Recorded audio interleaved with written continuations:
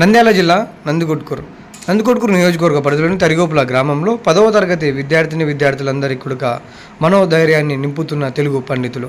అదేవిధంగా మార్చి 18 నుంచి 10వ తరగతి పరీక్షలు ప్రారంభం అవుతున్నటువంటి సందర్భంలో అదేవిధంగా మొదటి ఎగ్జామ్ తెలుగే కాబట్టి విద్యార్థులందరిలో చాలా కొద్ది మెథడ్లో భయాందోళన ఉంటుంది. ఎప్పుడు ఈ 10వ తరగతి ఎగ్జామ్స్ పరీక్షలు అంటే ఎలాగుంటాయి ఏమో, వేరే గ్రామానికి వెళ్ళి వేరే మండలాలకు వెళ్ళి ఈ 10వ తరగతి ఎగ్జామ్స్ రాయాల్సి ఉంటుంది కాబట్టి వారికి ఎలాంటి భయాందోళన చెందాల్సిన అవసరం లేదు. తెలుగులో పాస్ అవ్వాలంటే ఈ మెథడ్ను ఫాలో అవ్వండి, సులువుగా ఫాలో అవుతారని ఉపాధ్యాయుడు తెలియజేశారు. లక్ష్మీనారాయణ శెట్టి, నేను స్కూల్ అసిస్టెంట్ తెలుగు జిల్లా పరిషత్ ఉన్నత పాఠశాల తరిగోపుల గ్రామము జూపాడు బంగ్లా మండలం నందు పనిచేస్తున్నాను. నేను గత 12 సంవత్సరాల నుంచి 10వ తరగతి విద్యార్థులకు తెలుగు పాఠ్యబోధన చేయించున్నాను. ఈ సందర్భంగా సోమవారం నుండి అనగా 18వ తేదీ నుండి 10వ తరగతి విద్యార్థులకు SSC పబ్లిక్ ఎగ్జామ్స్ ప్రారంభమవుతున్నాయి. ఆ సందర్భంగా నా సబ్జెక్టు తెలుగులో విషయానికి వస్తే ఇందులో ఉన్నటువంటి అంశాలు వచ్చేసి 3 అంశాలు ఉంటాయి. అవగాహన, ప్రతిస్పందన, వ్యక్తీకరణ, సృజనాత్మకత, భాషాంశం. ఈ 3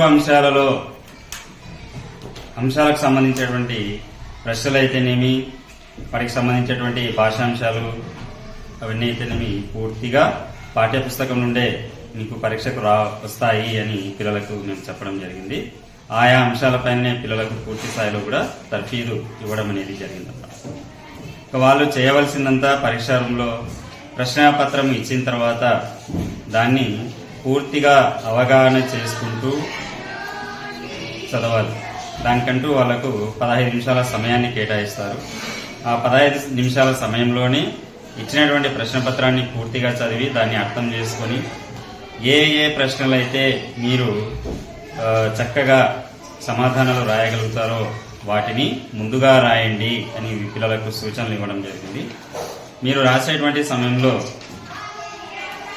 ప్రశ్నాపత్రంలో అడిగినటువంటి ప్రశ్నకు సరైనటువంటి జవాబును మాత్రమే రాయాలి. అనవసరమైనటువంటి విషయాలు అక్కడ మీరు రాయొద్దండి. రాసేటువంటి సమాధానం కూడా కొట్టివేతలు లేకుండా, దిద్దుబాటు లేకుండా, అక్షరాలు స్పష్టంగా గుండ్రంగా అర్థమయ్యే రీతిలో మీరు పరీక్షలు రాయవలసి ఉంటుందని విద్యార్థులకు చెప్పడం జరిగింది. ఇక్కడ ప్రశ్నాపత్రంలో ఉండేటువంటి 3 అంశాలలో అవగాహన, ప్రతిస్పందన, భాషాంశాలు అంటే 1-3 అంశాలను విద్యార్థులు పూర్తి స్థాయిలో రాయగలిగితే అంటే అవగాహన, ప్రతిస్పందనకు 32 మార్కులు, భాషాంశాలకు 32 మార్కులు అంటే 64 మార్కుల ప్రశ్నలు ఉన్నాయి. అవి చదవడము, నేర్చుకోవడం సులభమే, రాయడం కూడా చాలా సులభం. వాటిని పూర్తి స్థాయిలో రాయగలిగితే విద్యార్థులు మంచి మార్కులు తెచ్చుకోవడానికి అవకాశం ఉంది. ఆ విధంగానే ప్రశ్నపత్రం యొక్క స్థాయికి అనుగుణంగానే వాటిలో ఉన్నటువంటి అంశాలకు అనుగుణంగానే విద్యార్థులను పూర్తి స్థాయిలో తర్ఫీదు ఇవ్వడం అనేది జరిగింది. 3వ సామర్థ్యము భాషాంశాలు, పదజాలము, వ్యాకరణ అంశాలు. ఇందులో 11వ ప్రశ్న నుంచి 33వ ప్రశ్న వరకు ప్రశ్నలు కేటాయించబడి ఉంటాయి. మొదటి ప్రశ్న తీసుకుంటే మానవ, నీ ప్రయత్నం మానవ. ఇందులో ఉన్నటువంటి అలంకారాన్ని గుర్తించండి. ఇక్కడ మీరు చేయవలసిందంతా కూడా ఇచ్చినటువంటి వాక్యంలో ఉండేటువంటి అలంకారం యొక్క పేరును రాస్తే సరిపోతుంది. రెండవది 12వ ప్రశ్న గురు గుణవంతుడొడ్లు తన కొండపకారము చేయునప్పుడు. ఇది వచ్చేసి ఒక పద్యానికి సంబంధించి మొదటి పాదం. దానిని మీరేం చేయాలి, ఆ పద్యపాదాన్ని గణాలుగా గుర్తించి అంటే గురువులను గుర్తించి గణ విభజన చేసి ఆ పద్యపాదము ఏ పద్యపాదమో అంటే ఉత్పలమాల, మనకు 4 పద్యపాదాలు ఉన్నాయని చెప్పాను. ఉత్పలమాల, చంపకమాల, మధ్యయుగము, షార్పు.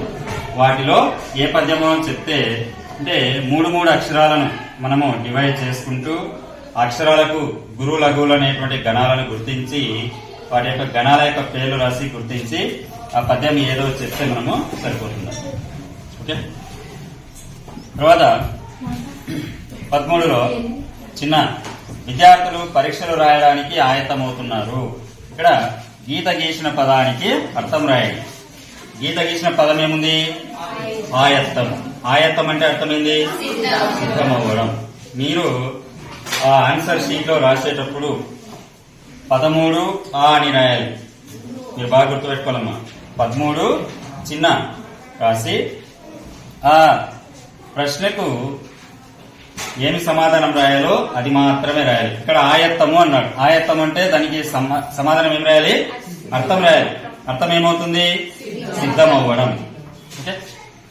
13లో పెద్ద పసిపిల్లల స్మితకాంతి అందరినీ ఆకట్టుకుంటుంది. ఇక్కడ గీత గీసిన పదం ఏది? స్మితకాంతి. దీనికి ఏం రాయాలి? అర్థాన్ని గుర్తించాలి. గుర్తించడం అంటే కింద 4 ఆప్షన్స్ ఇచ్చింటాడు, వాటిలో ఏది అనేది రాయాలి. ఇక్కడ ఇది రాసేటప్పుడు ప్రశ్న నంబర్ వేయాలి. దానిలో ఇదేంటిది? పెద్ద రాయాలి.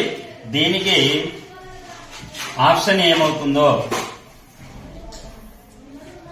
స్మితకాంతి. ఏదింది? చిరునవ్వుల వెలుగు. చిరునవ్వుల వెలుగు ఏదుంది ఆప్షన్? చిన్న అని రాయాలి. ఆప్షన్ కు ఉన్నటువంటి సమాధానం ఏంటో అది కూడా రాయాలి. అర్థమవుతుందా?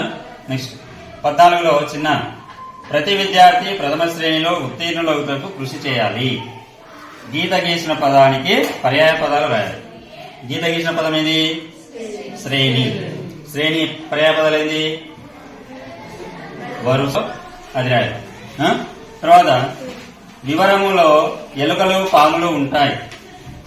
గీత గీసిన పదానికి పర్యాయ పదాలు. ఇక్కడ గీత గీసినటువంటి పదం వచ్చేసి వివరము. వివరం అంటే ఏంది అర్థము? పర్యాయ పదాలు బిలము, రంధ్రము. బిలము, రంధ్రము. 10వ తరగతి విద్యార్థులకు అన్ని అంశాలలో పూర్తి స్థాయిలో తర్ఫీదు ఇవ్వడం జరిగింది. వాళ్ళతో రకరకాలైనటువంటి మోడల్ పేపర్స్ కూడా ప్రాక్టీస్ చేయడం జరిగింది. ఇంకా వాళ్ళు చేయాల్సిందంతా ఒకటే, వాళ్ళు ఏమైతే నేర్చుకున్నారో వాటిని పరీక్ష సమయంలో సమాధాన పత్రంలో పూర్తి స్థాయిలో వాళ్ళు ప్రజెంటేషన్ చేయాల్సి ఉంటుంది. ఈ సందర్భంగా 10వ తరగతి విద్యార్థులకు నేను చెప్పేటువంటి విషయం ఏంటిదంటే, ఇచ్చినటువంటి ప్రశ్న పత్రాన్ని పూర్తిగా అవగాహన చేసుకుంటూ చదువుతూ వాళ్ళు అడిగినటువంటి ప్రశ్నకు సరైనటువంటి సమాధానం మాత్రమే మీరు రాయవలసి ఉంటుంది. ఈ సందర్భంగా విద్యార్థులందరికీ కూడా మీరందరూ కూడా పరీక్షలు బాగా రాయాలి అని చెప్పేసి నేను ఆశిస్తూ సెలవు తీసుకుంటాను.